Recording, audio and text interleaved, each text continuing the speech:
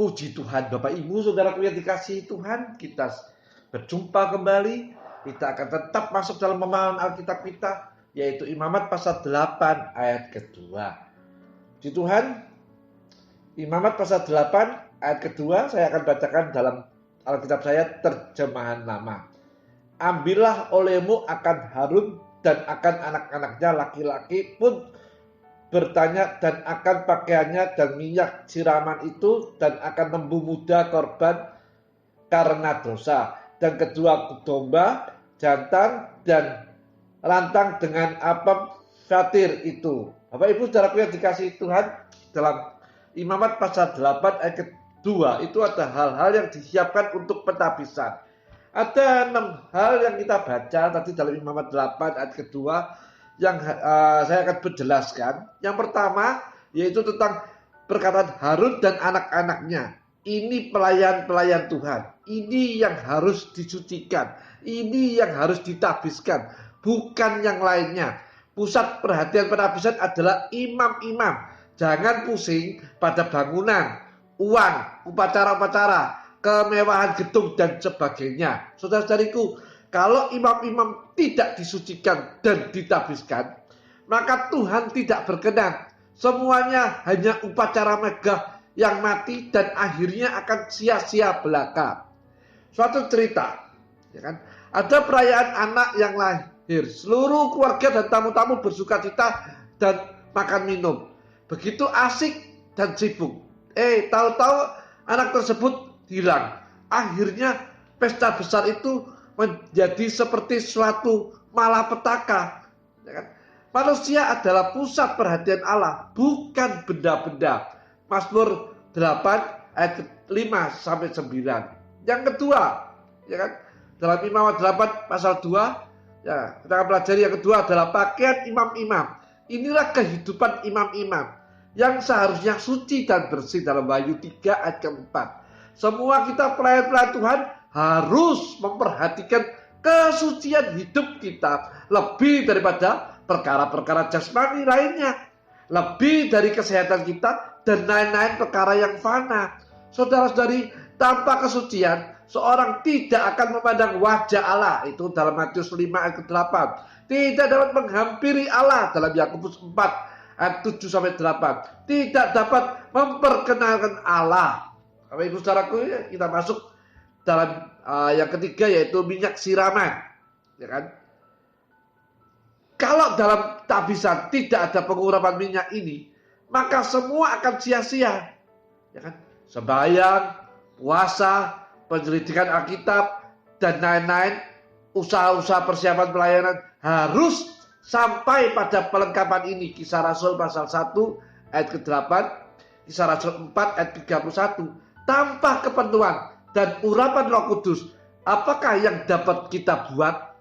Tanpa Roh Kudus, pekerjaan kita seperti menabur di musim kering. Dengan Roh Kudus, maka Allah sendiri yang bekerja di dalam kita. Filipi 4 ayat 13, Zakaria pasal 4 ayat ke-6. Saudara-saudariku, Tuhan Yesus menyuruh murid-murid menunggu pelengkapan ini sebelum pergi mengabarkan Injil. Dalam Lukas 24 ayat ke-49. Ijazah, kemegahan, pujian orang banyak, kedudukan dan sebagainya tidak dapat menggantikan pengurapan Roh Kudus.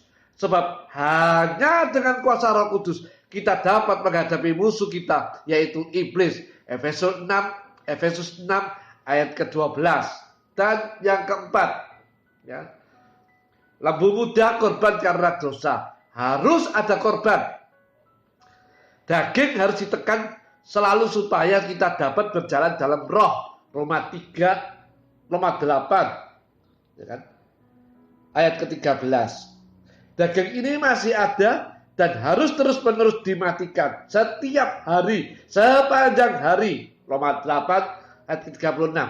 Baru kita menjadi pemenang yang indah. Dalam Roma 8 ayat ke-37. Tak mungkin keinginan tubuh dan roh itu berjalan bersama-sama. Tidak mungkin dapat melayani Tuhan dengan baik, memperkenankan Tuhan, berbuah-buah dan menjadi berkat bersama dengan ingin perkara-perkara yang Allah tidak berkenan. Salah satu harus mati. Galatia 5:17 atau salah satu akan mati, akan dikecilkan, lalu dibenci dan dibuang dalam Matius 6 ayat ke-24.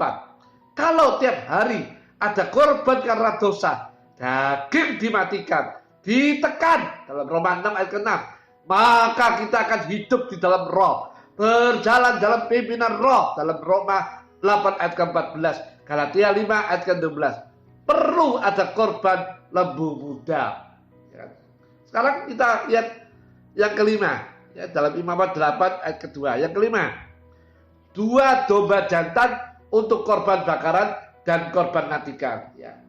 Bapak Ibu saudara kasih Tuhan, selalu ada salib, selalu ada penyangkalan diri untuk mentaati kehendak Tuhan. Tanpa penyangkalan diri, tanpa penyerahan dan pengorbanan, tidak ada pekerjaan Tuhan yang dapat dikerjakan dengan baik.